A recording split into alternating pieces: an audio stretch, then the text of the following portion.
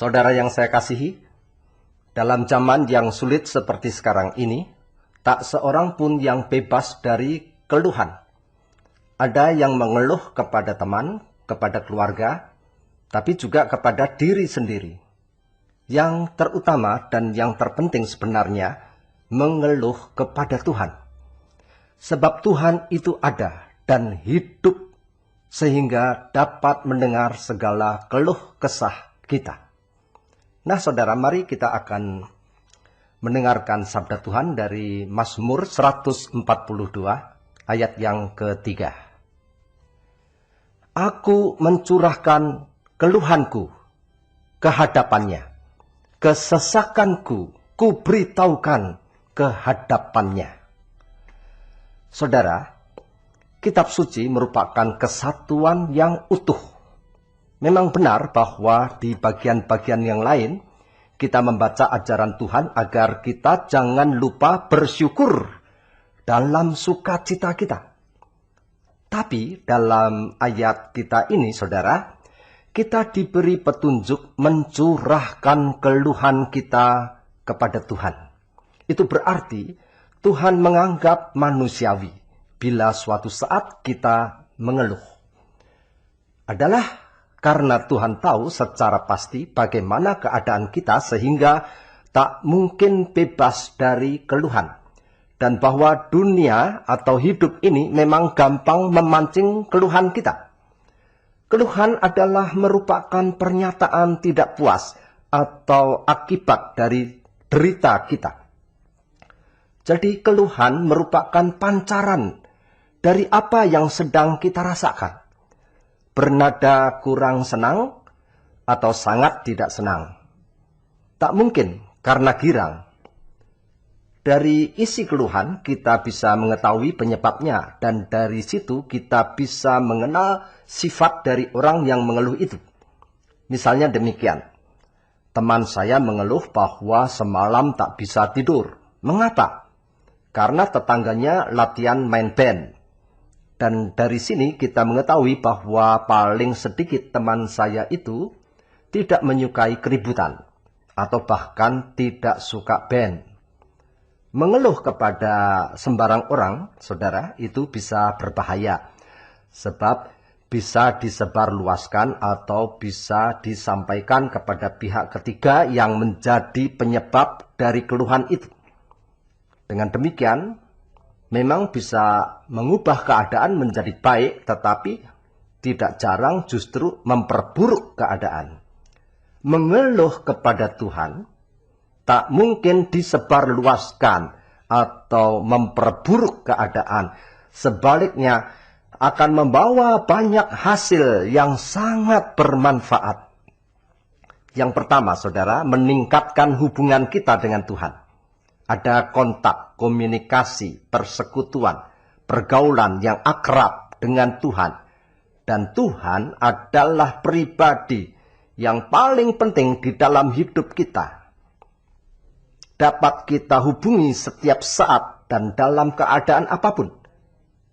Dalam hal ini, terus terang, daya kritis kita kadang terusik oleh pertanyaan, mungkinkah Tuhan melayani keluhan berjuta manusia di saat yang sama? Jika Tuhan kita pandang sebagai manusia, maka jelas tak mungkin Ia melayani berjuta manusia secara serentak. Tetapi saudara, jangan lupa bahwa Tuhan bukanlah makhluk. Ia adalah Allah yang maha besar dan maha hadir. Kalau tidak begitu, maka Ia bukan Tuhan dan tak perlu kita menyembahnya. Yang kedua, saudara, mengapa mengeluh kepada Tuhan sangat bermanfaat? Sebab Tuhan bisa mengerti dan memahami. Jangan asal mengeluh, asal melempar unek-unek kepada Tuhan. Jangan jadikan Tuhan seperti keranjang sampah. Mengeluh apa saja hanya untuk memuaskan hati. Pokoknya bisa plong. Sama sekali tak berharap akan diperhatikan atau dijawab oleh Tuhan. Bagai melempar batu di sungai atau teriak keras-keras di tengah hutan rimba. Paling-paling membuat puluhan burung berterbangan dan kera berloncatan. Selain melegakan, saudara, keluhan kita juga didengar dan dimengerti tanpa disalahpahami oleh Tuhan.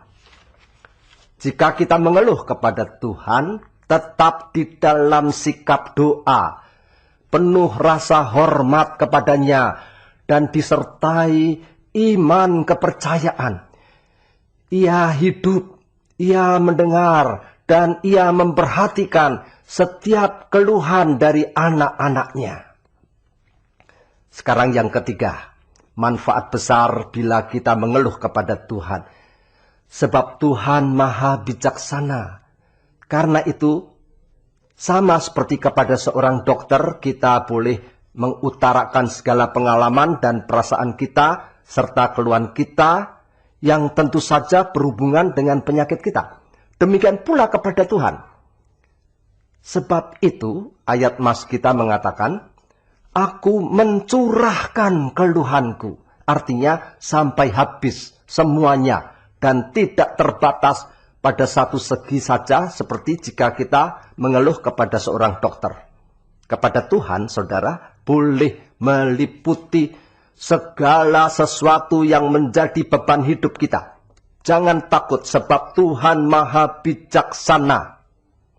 Artinya, andai keluhan kita itu mengandung kekeliruan, maka akan diluruskan oleh Tuhan.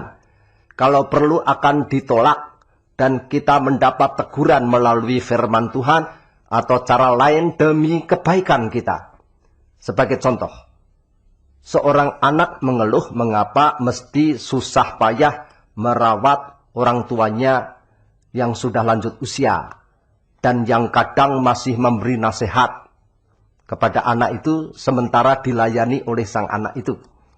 Semua ini dipandang sebagai beban, dan minta tolong kepada Tuhan supaya Tuhan lekas memanggil saja orang tuanya itu pulang ke surga. Nah, saudara, tentu saja keluhan seperti ini keliru dan mencerminkan hati yang tak bertanggung jawab, tidak mengasihi, egois, dan seterusnya. Maka Tuhan pasti akan menolak, bahkan akan menegur anak itu. Sekarang yang keempat, saudara, manfaat yang kita peroleh bila mengeluh kepada Tuhan, yaitu ia akan menolong kita. Ia menolong sebagai tanda atau bukti bahwa keluhan kita telah didengar olehnya. Juga begini, kepada yang tak mengeluh saja, Tuhan menaruh perhatian, apalagi terhadap yang telah mempercayakan diri kepada Tuhan dalam bentuk keluhan yang secara khusus dialamatkan kepadanya. Tuhan pasti tidak mau mengecewakan kita. Tapi saudara, kita harus waspada. Pertolongan Tuhan sering sekali di dalam bentuk memberi sarana saja, mengarahkan. Lalu kita sendiri yang harus melangkah ke tempat yang telah ditunjukkan olehnya. Tuhan sering hanya memberi modal, lalu kita sendiri yang harus memanfaatkan modal itu. Mempertemukan kita dengan seseorang, lalu kita sendiri yang harus berdialog dengan orang tersebut. Menimbulkan kerinduan kepada kita untuk menghadiri suatu persekutuan misalnya, lalu kita sendiri yang menimba banyak hal di dalam persekutuan tersebut. Satu hal lagi, saudara, yang penting, walau di ayat kita tadi ada kata mencurahkan yang memberi kesan bahwa begitu banyaknya keluhan itu sampai harus dicurahkan, namun tak berarti bahwa keluhan yang banyak itu yang baik. Lebih tepat bila baru ada sedikit masalah, kita sudah mau mengungkapkan kepada Tuhan. Jangan tunggu setelah banyak. Dan semakin tak mengeluh, semakin baik. Tak mengeluh karena memang tak ada yang harus dikeluhkan. Tak perlu cari-cari keluhan. Pasti Tuhan lebih senang jika hidup kita penuh dengan pujian dan pengucapan syukur. Hal itu dapat kita ketahui dari seluruh Alkitab kita, sebab pada dasarnya Tuhan menyukai hidup bahagia yang ditandai dengan pengucapan syukur. Dan untuk itu Tuhan berkenan melimpahkan banyak berkat dan kasih-Nya. Kita inilah saudara yang sering tak dapat melihat berkat dan pertolongan Tuhan, sebab hati kita kadang tersedot oleh macam-macam masalah di dalam hidup kita. Semoga kita tidak banyak mengeluh, tetapi lebih banyak bersyukur karena merasakan, menghayati berkat Tuhan yang berlimpah di dalam hidup kita. Amin.